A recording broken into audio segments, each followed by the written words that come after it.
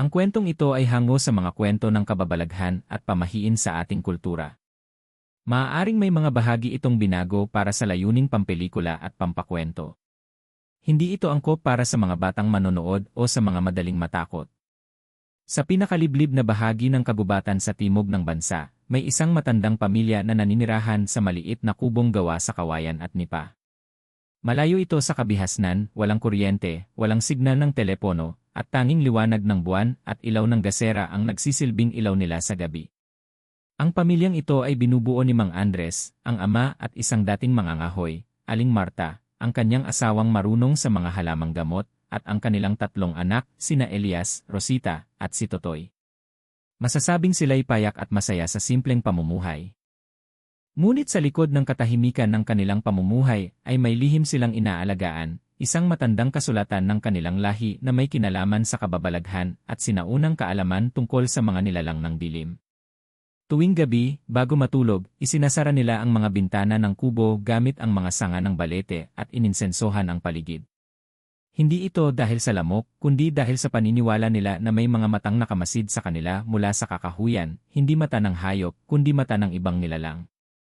Isang gabing may kabilugan ng buwan, habang abala si Mang Andres sa pagpupulot ng kahoy, napansin niya ang kakaibang lamig sa hangin. May halong kilabot, tila ba may matang sumusunod sa bawat galaw niya. Huminto siya at pinakiramdaman ang paligid. Mula sa likod ng mga punong kahoy, may narinig siyang mahina ngunit matinis na iyak ng babae. Hindi ito pangkaraniwan. Ang iyak ay tila dumaraing, humihingi ng saklolo. Dagli siyang bumalik sa kubo at ibinahagi ang narinig. Marta, sambit niya, may umiiyak sa kakahuyan. Babae. Hindi ako mapalagay. Hindi kaya isa sa kanila? Tanong ni Aling Marta, habang kinukuha ang botelya ng langis na may dahon ng lagundi at bawang. Hindi ko alam pero parang hindi tawang iyak. Nagpasya silang bumalik sa gubat kinabukasan sa liwanag ng araw upang siyasatin ang pinagmulan ng iyak. Isinama nila si Elias na may dalang itak at si Rosita na may hawak na maliit na bote ng langis na may orasyon. Habang sinusundan nila ang landas patungong silangan, palalim ng palalim ang kanilang nararating. Hanggang sa makarating sila sa isang bahaging halos walang sikat ng araw dahil sa siksik ng mga puno. Doon, sa ilalim ng isang malabay na puno ng akasya, nakita nila ang isang babae, nakahandusay, duguan, at halos wala ng malay. Ang kanyang kasuotan ay punit-punit, at may mga sugat sa kanyang likod na tila kalmot ng matatalim na kuko. Nanginginig ito sa ginaw, at sa kanyang mga labi ay pawang salitang hindi maintindihan, tila sinaunang wika. Buhay pa siya, ani Rosita habang inilalapit ang bote ng langis sa ilong ng babae. Inang, kailangan natin siyang dalhin sa bahay. Mukhang inatake siya ng mabangis na hayop o kung anuman. Pinagkaisahan nilang buhatin ang babae pabalik sa kubo. Walang pangalan, walang pagkakakilanlan. Sa kabila ng kanilang pag-aalinlangan, nanaig ang kanilang awa. Nilinis ni Aling Marta ang kanyang mga sugat gamit ang pinaghalong dahon ng sambong at katas ng kalamansi. Nilagyan din ng ugat ng luya ang kanyang noo at ginamitan ng orasyon upang mapanatag ang diwa. Sa unang gabi ng pananatili ng babae sa kanilang bahay, naging tahimik ang lahat. Ngunit habang sila'y natutulog, may narinig silang muling iyak, mas malalim, mas mapanglaw. Tumayo si Totoy at tinungo ang silong ng kubo. Doon niya nakita ang babae, nakaupo, nakatitig sa buwan habang unti-unting dumadaloy ang luha mula sa kanyang mga mata. Kinabukasan, hindi umiimik ang babae. Kahit anong tanong ang ibato nila, wala siyang tugon.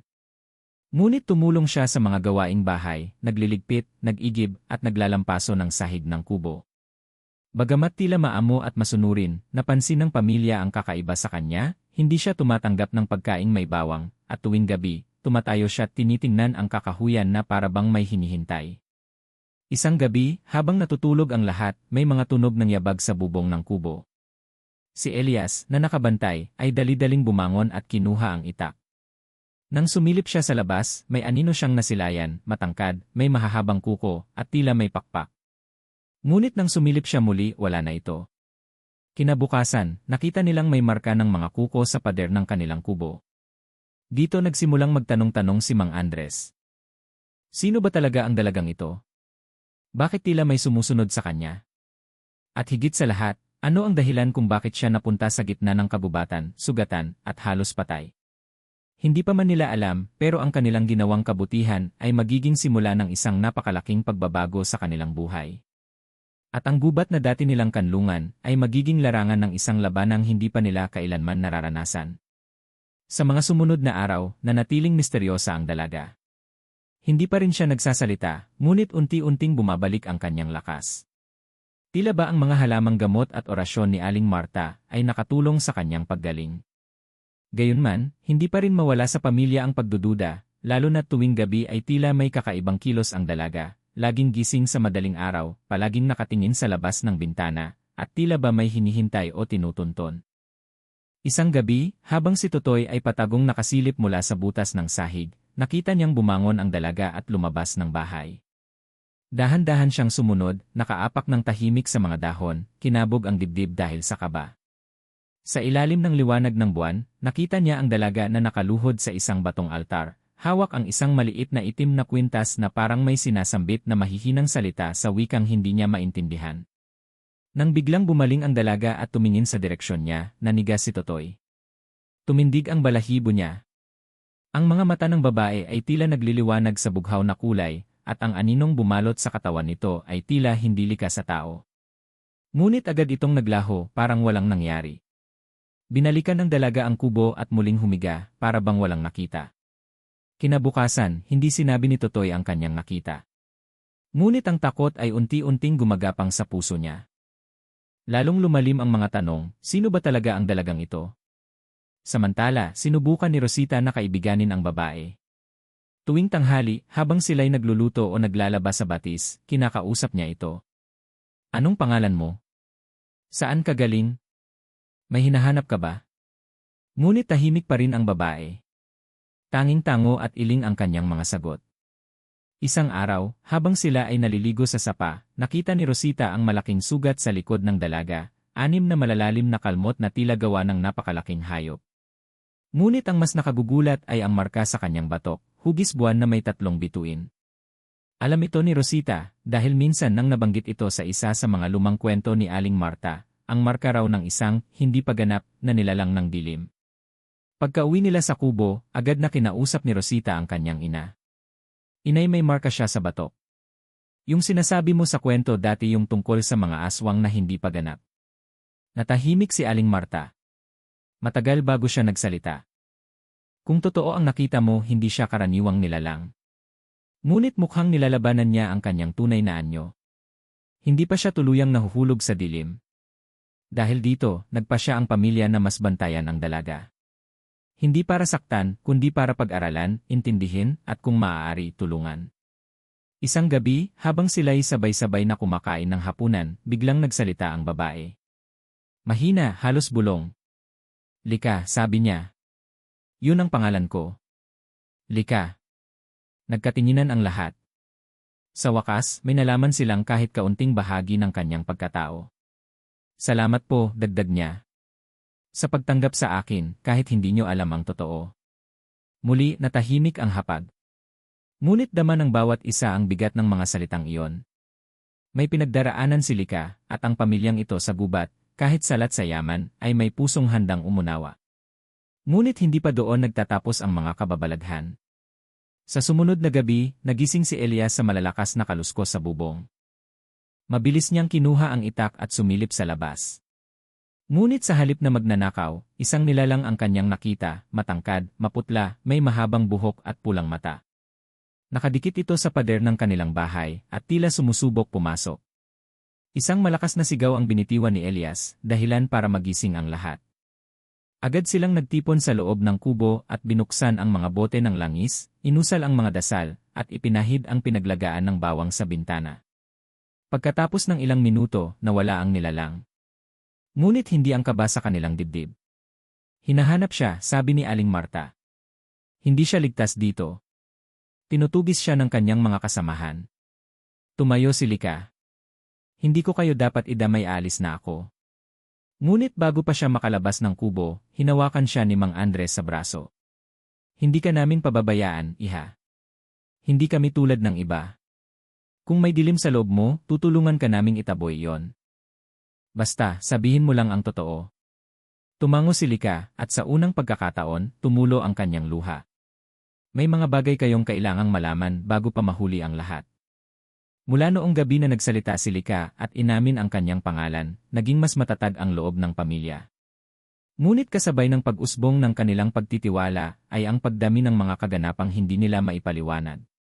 Mga palatandaang nagpapahiwatig na may mas malalim at mas madilim pang katotohanan sa likod ng katahimikan ng kabubatan. Una, napansin ni Mang Andres na bigla na lang nawawala ang ilan sa kanilang mga alagang manok at baboy. Walang bakas ng dugo o kalmot, parang biglang naglaho ang mga ito sa gabi. Sa simula'y inakala niyang may ligaw na hayop o magnanakaw, ngunit nang mangyari ito ng sunod-sunod, alam niyang hindi ordinaryong hayop ang may gawa. Pangalawa, sa tuwing sumasapit ang madaling araw, may kakaibang amoy na bumabalot sa paligid ng kubo, isang halo ng bulok na karne, asupre, at insenso. Lalo itong lumalakas tuwing kabilugan ng buwan. Lahat sila ay nakaramdam ng paninindig ng balahibo tuwing naamoy ito, kahit si Lika. Isang umaga, habang si Rosita ay naglalaba sa batis, nakita niyang umaagos mula sa itaas ang tubig na kulay itim, tila langis. Nang siyasatin ito ni Mang Andres, natagpuan nila sa pinanggagalingan ng tubig ang mga patay na ibon at isang ahas na putol-putol ang katawan. Parang may ritual na isinagawa doon. Sa araw-araw, unti-unting nagbabago ang pakiramdam ng pamilya. Hindi na lamang ito tungkol sa pagkupkop sa isang sugatang dalaga, kundi tila ba nagsisimula silang masangkot sa isang matandang digmaan sa pagitan ng liwanag at dilim. Isang gabi, habang natutulog ang pamilya, biglang humuni ang mga uwak sa kabubatan sa 10 oras ng gabi. Isa itong masamang palatandaan sa paniniwala ni Aling Marta. Nang sumilip si Elias sa labas, nakita niya ang isang nilalang na naglalakad sa gilid ng kakahuyan, isang babae na tila hubad, may mahabang buhok at nakayuko. Ngunit ang pinakakapansin-pansin ay ang mahabang dila nitong sumasayad sa lupa. Hindi ito tao. Mabilis siyang pumasok at isinara ang lahat ng bintana. Hindi lang si Lika ang nandito, bulong niya. May iba pa. Kinabukasan, kinausap nila si Lika. Hindi na sila nakatiis. Lika, sambit ni Mang Andres, may mga bagay kang kailangang ipaliwanag. Lalo na kung gusto mong manatili rito. Tinutulungan ka namin pero kung may panganib na dulot mo, dapat naming malaman. Tahimik si Lika. Matagal bago siya nagsalita. Ang mga aswang hindi lahat ay gustong manakit, panimula niya. Ako hindi ko pinili ang sumpang ito. Ipinanganak akong kalahating tao, kalahating nilalang ng dilim. Ang ina ko ay isang ganap na aswang, ngunit ang ama ko isa siyang albularyo. Pinilit niya akong iligtas mula sa kasumpasampang lahi ng aking ina. Ngunit nang mamatay siya, sinimulan na akong hanapin ng grupo ng aking ina upang ganap akong mapasama sa kanila. Tumulo ang luha ni Lika. Tumakas ako. Nagtago. Kaya ako napadpad dito.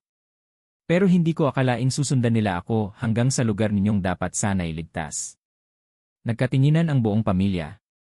Bigla nilang naunawaan ang pinanggagalingan ng takot at lungkot sa mga mata ni Lika. Gusto kong maging tao, dagdag niya. Gusto kong lumaban. Pero hindi ko alam kung paano. Tumayo si Aling Marta, at sa unang pagkakataon, lumapit siya kay Lika at niyakap ito. Kung gusto mong lumaban, tutulungan ka namin.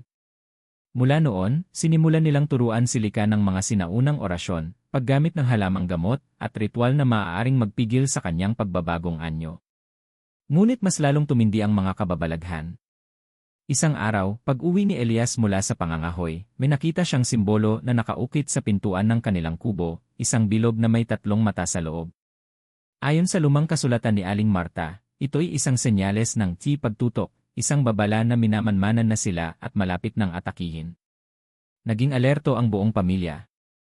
Nagsabit sila ng bawang sa bawat sulok ng bahay, naglatag ng asin sa palibot ng kubo, at tinapalan ng langis ng nyog at dahon ng lagundi ang kanilang mga katawan bago matulog. Ngunit kahit anong paghahanda, nararamdaman nilang palapit ng palapit ang panganib. Isang gabi, habang sila'y nagpapahinga, may narinig silang sabay-sabay na huni ng mga paniki. Kasunod nito'y malalakas na yabag sa bubungan.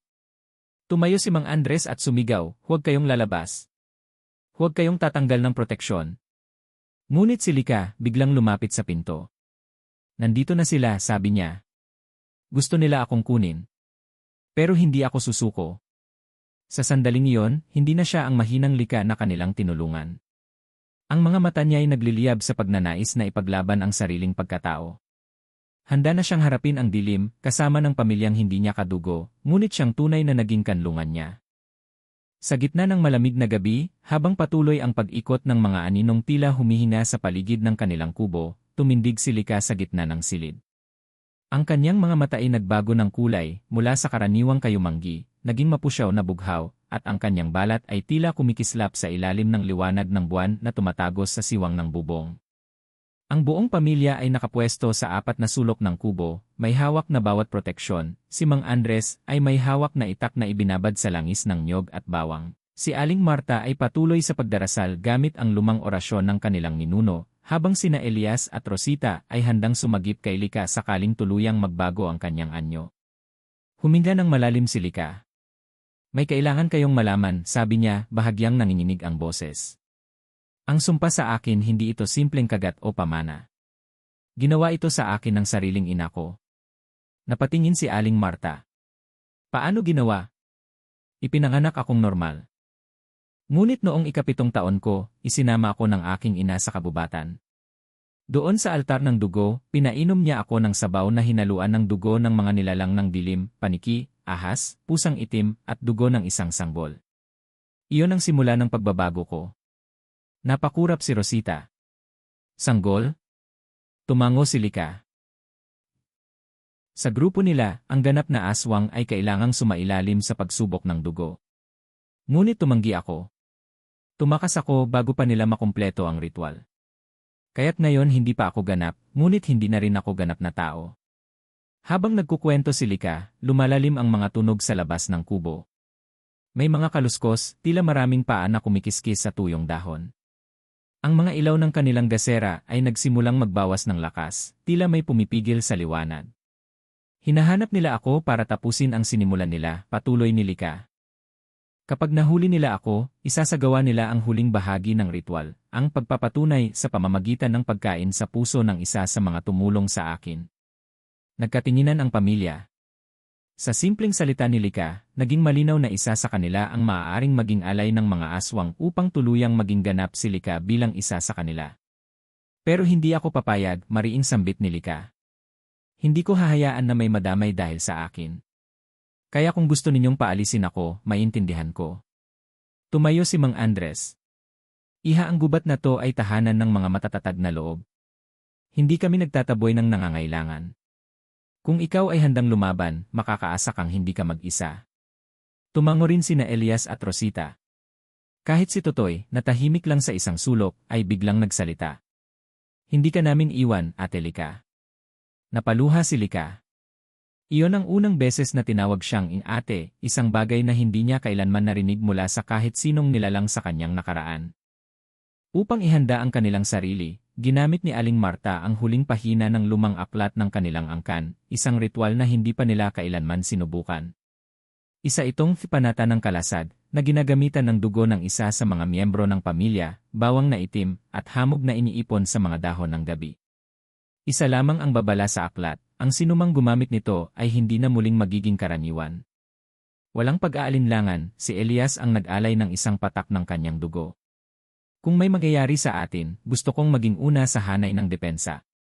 Sa sandaling inusal ni Aling Marta ang orasyon, biglang lumiwanag ang paligid ng kubo. Ang mga anino sa labas ay umatras. Ngunit naramdaman nila na hindi pa tapos ang lahat. Ang liwanag ay pansamantala lamang, kailangan nilang humanda para sa pinakamatinding pagsubok. Kinagabihan, si Lika ay biglang nanghina. Tumindig siya at halos mawalan ng malay. Ang kanyang likod ay nagkaroon ng apoy-apoy na marka, at ang kanyang katawan ay tila sinusunog mula sa loob. Dumating na sila, sambit niya. Ang ina ko kasama ang mga alagad niya. Sa malayo, naririnig na nila ang paghuni ng mga hayop na tila hindi likas sa lupa, mga alulong, mga iyak, mga sigaw na halos hindi makatao. Hindi na ito simpleng laban ng kabutihan laban sa kasamaan. Ito na ang pagsubok sa kanilang pagkatao, sa kanilang paninindigan, at sa tunay na kahulugan ng pagiging pamilya. Habang ang paligid ng kanilang kubo ay unti-unting nilalamon ng kadiliman, nagtipon ang pamilya sa loob. Si Lika ay nakahiga sa banig, balot ng pawis, at ang kanyang balat ay tila nagbabago, parang may lumalabas na mga ugat na kulay itim sa kanyang mga braso. Nagsusumigaw siya sa sakit, tila may kung anong sinusubukang kumawala sa loob ng kanyang katawan. Si Aling Marta ay patuloy sa pagdarasal, habang pinapahiran si Lika ng langis na may sangkap ng bawang, luya, at dahon ng bayabas. Ngunit hindi ito sapat, ang epekto ng sumpa ay lalong lumalakas. Sa gitna ng kanyang pag-agaw buhay, biglang bumangon si Lika, hawak ang kanyang ulo, saka sumigaw, "Kailangan niyong marinig ang totoo. Bago ako tuluyang mawala." Napalingon ang lahat. Isa-isang lumapit ang bawat miyembro ng pamilya, tahimik na nakinig, habang nagsimula ang mabigat at masakit na pagbubunyag ni Lika. "Noong ako'y 7 taong gulang, masaya ang buhay ko. Ang ina ko ay isang magandang babae, mapagmahal sa una, o iyan ang akala ko. Ang ama ko, si Amador, ay isang albularyo. Mahal na mahal niya ako. Tinuruan niya akong magdasal, gumamit ng mga dahon bilang gamot, at laging sinasabi sa akin, hindi lahat ng kakaiba ay masama, anak." Ngunit nagbago ang lahat sa isang gabi ng kabilugan ng buwan. Dinala ako ng ina ko sa isang lugar sa gitna ng bundok. Isang altar na gawa sa mga buto at kahoy. Nandoon ang iba pa niyang mga kasama, mga babaeng mapuputla, may mahahabang kuko, at may mga matang pula. Doon nila isinagawa ang ritual. Tiningnan niya si Totoy, saka hinawakan ang kamay nito. Pinainom nila ako ng dugo ng sanggol. Itinali nila ako habang pinapainom. Sabi nila, para maging isa ka sa amin, kailangan mong mamatay bilang tao. Lumuha si Rosita. "Bakit hindi ka tumakas noon?" "Tumakas ako," sagot ni Lika. "Noong gabing matapos ang ritual, bago nila ako tuluyang gawing ganap na aswang, tumakbo ako. Tinulungan ako ng ama ko. Binuhusan niya ako ng langis at dasal upang pigilan ang sumpa. Pero kapalit nito siya ang pinatay ng grupo ng ina ko." Napaiyak si Lika. "Sinisisi ko ang sarili ko sa kamatayan niya. Kaya mula noon, naglakad ako mag-isa sa mga gubat, bundok, at liblib na lugar. Nagtago. Nagkulong. Nagsimulang maghanap ng lunas. Hanggang sa narating ko ang lugar ninyo, at nakita ko kayong mag-anak na may tiwala sa isa't isa, may malasakit sa ibang tao. Doon ko unang naramdaman na baka may pag-asa pa ako." Tumayo si Mang Andres. "Hindi ka na kailangang magtago. Hindi ka nag-iisa ngayon." Ngunit sumingit si Elias. "Pero Lika, kung ikaw ay hindi pa ganap na aswang, bakit ngayon parang lumalakas ang epekto ng sumpa?" Pumihit si Lika. "Dahil ngayon, nalalapit na ang ika-20 anibersaryo ng gabing iyon. Kung hindi mapuputol ang sumpa bago ang araw ng anibersaryo, tuluyan akong magiging ganap. Hindi ko na malalabanan ang pagbabago. Mawala na ang pagkatao ko." Napatingin si Aling Marta sa kanilang lumang aklat. "May isang paraan para maputol ang sumpa," sabi niya habang binubuklat ang bahagi ng mga ritual ng pagpapawalang bisa. "Kailangan mong harapin ang pinagmulan ng iyong sumpa. Kailangan mong tumayo sa altar kung saan ito sinimulan at sa tulong ng dasal ng 7 dalisay na puso, tututulan natin ang kadiliman." "7 dalisay na puso?" tanong ni Rosita. "Tayo lang ang narito, hindi kailangang 7 ang tao," paliwanag ni Aling Marta. "Kailangan ng 7, tao man o hayop, na may pusong hindi pa nadungisan ng takot, inggit, galit, o kasakiman."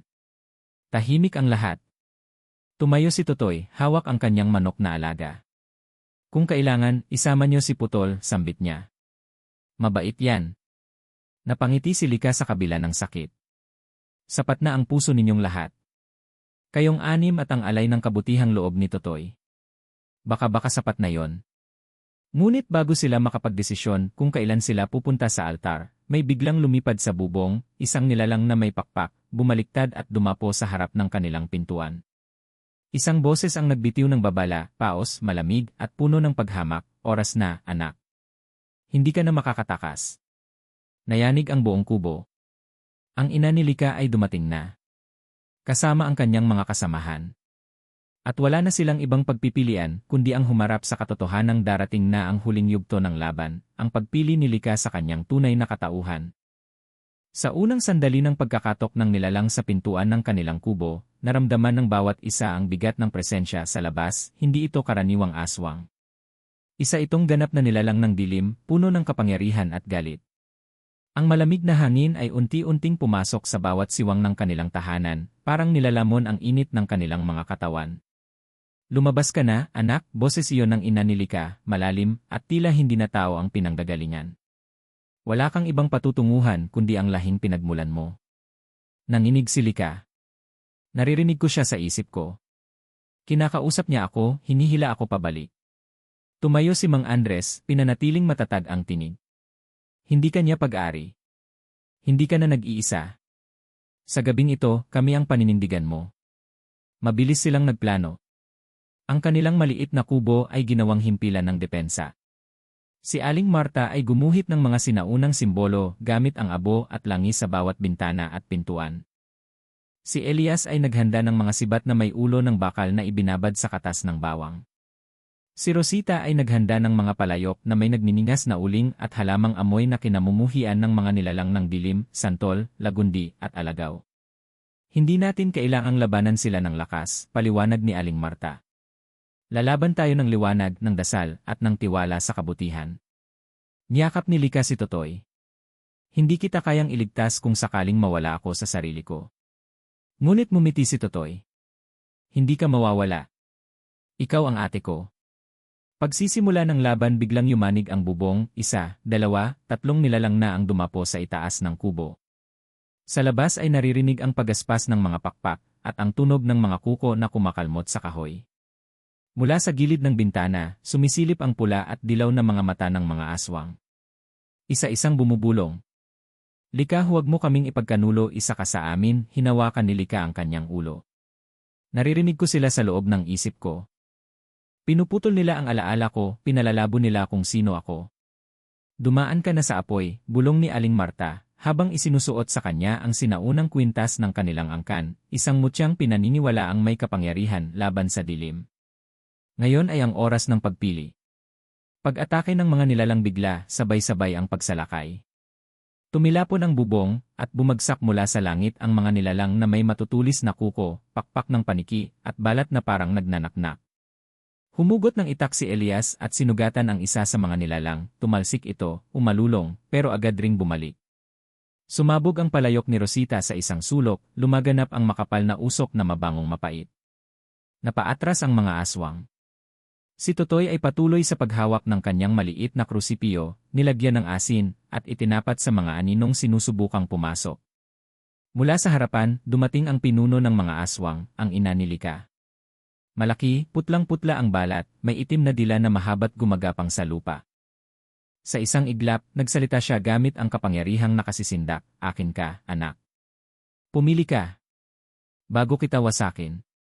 Ang desisyon ni Lika, tumayo si Lika, tinanggal ang tela sa sugat niya, at itinapat ang sarili sa liwanag ng gasera. Tinitigan niya ang kanyang ina. "Hindi mo ako pag-ari. Hindi ako nilalang mo, hindi mo ako ginawang ganap. At kung may dugo kang dumadaloy sa akin, kaya ko rin itong linisin." Lumapit si Lika sa gitna ng kubo, sa mismong sentro ng ritual na ginawa ni Aling Marta. Humakbang ang ina niya, ngunit natamaan ng liwanag ng sagradong apoy, umatungal ito sa sakit. "Hindi pa huli ang lahat," sigaw ni Aling Marta.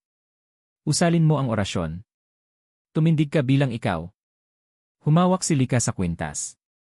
"Sa ngalan ng liwanag, sa dugo ng aking ama, sa puso ng pamilyang tumanggap sa akin, tinatanggihan ko ang dilim."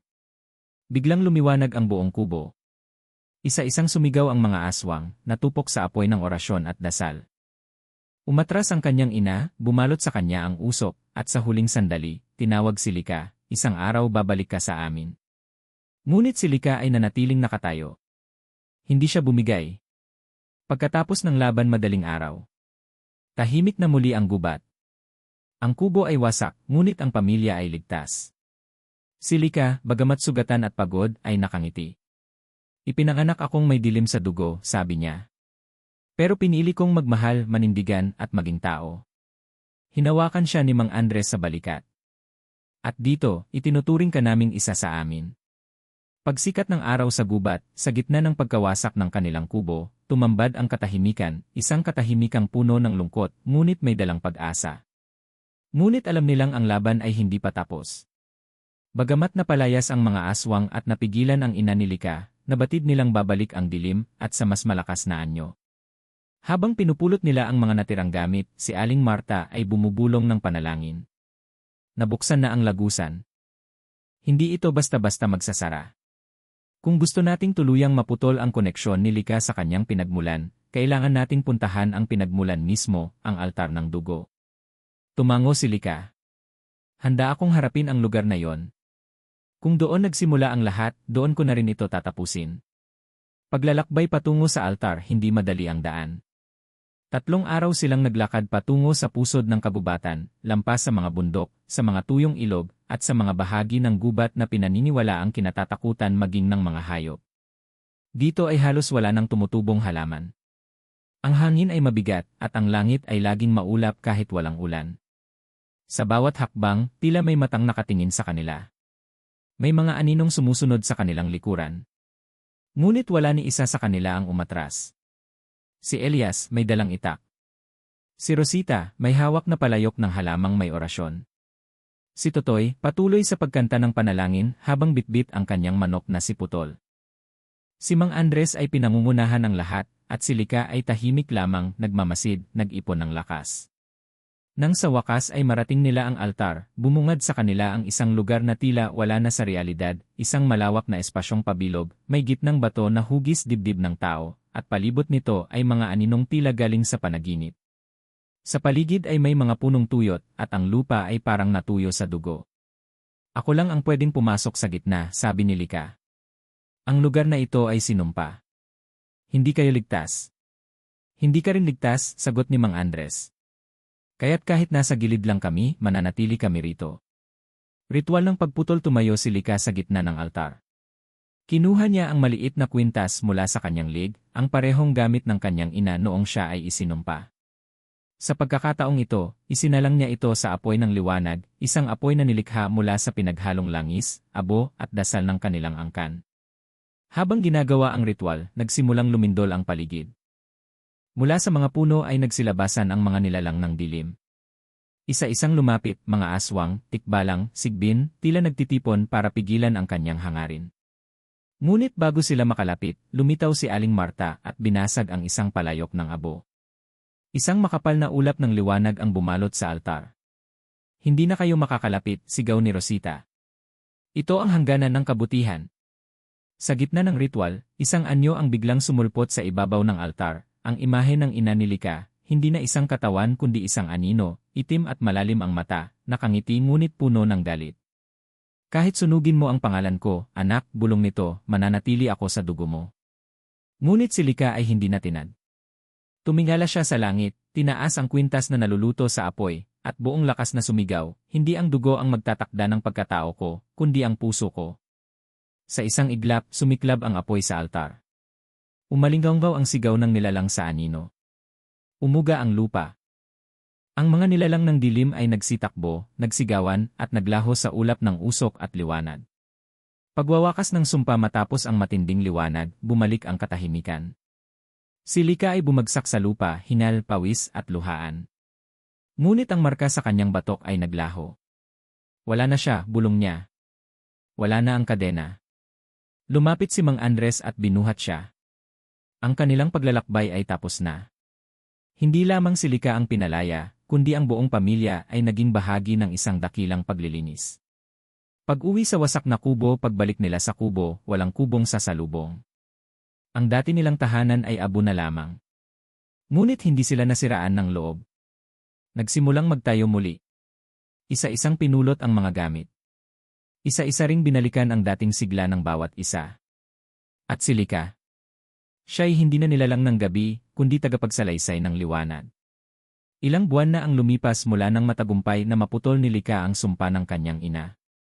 Sa puso ng kagubatan, muling tumindig ang kanilang kubo, mas matibay, mas malawak, at higit sa lahat, puno ng alaala ng kabutihan at sakripisyo. Hindi na lamang ito isang kubo para sa isang mag-anak, ito na ang naging tahanan ng isang nilalang na piniling maging tao sa kabila ng kanyang madilim na pinagmulan.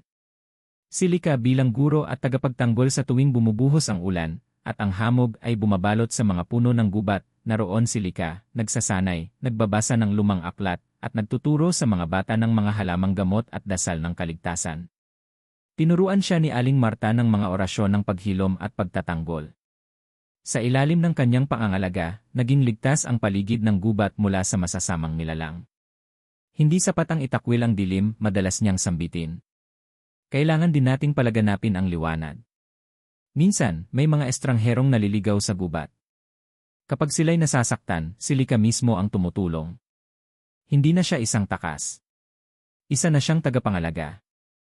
Ang pamilya ay pamilya hindi dahil sa dugo. Si Totoy ay lumaki na, matapang at masayahin. Palagi niyang ikinukwento sa mga bata ang tungkol kay Ate Lika, yung aswang na hindi naging aswang. Si Elias naman ay naging katulong ni Lika sa mga ritual at mga pagbabantay sa paligid ng gubat, habang si Rosita ay naging eksperto sa paghahanda ng mga halamang gamot.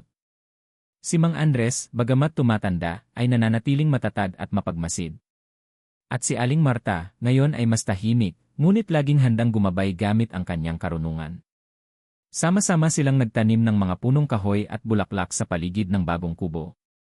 Isa itong paalala na kahit sa lugar na minsang ginambala ng kadiliman, pwedeng umusbong ang kagandahan, basta may malasakit, paniniwala, at pagmamahalan. Pagbabalik ng multo ng nakaraan isang gabi, habang naglalakad si Lika malapit sa sapa, may narinig siyang pamilyar na bulong. Hindi ito ang wakas, anak, napalingon siya.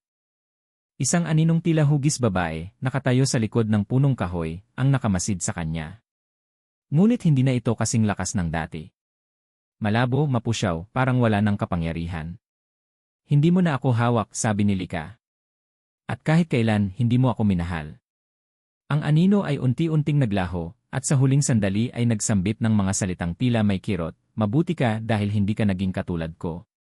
Ang katotohanang mabigat, ngunit magaan dalhin hindi lahat ng sugat ay nawawala. May mga gabi pa ring binabangungot si Lika. Ngunit sa bawat paggising, laging nandoon ang pamilya niya, hindi kadugo, pero higit pa sa tunay na kapamilya. Sa loob ng puso ni Lika, hindi siya ganap na malaya sa nakaraan, ngunit buo ang kanyang pagkatao. Tanggap niya ang kanyang pinagdaanan, ang kanyang kahinaan, at ang kanyang lakas. Sapagkat sa huli, ang tunay na tagumpay ay hindi lamang ang pagtalo sa kalaban, kundi ang pagpili araw-araw na manatili sa kabutihan. Isa.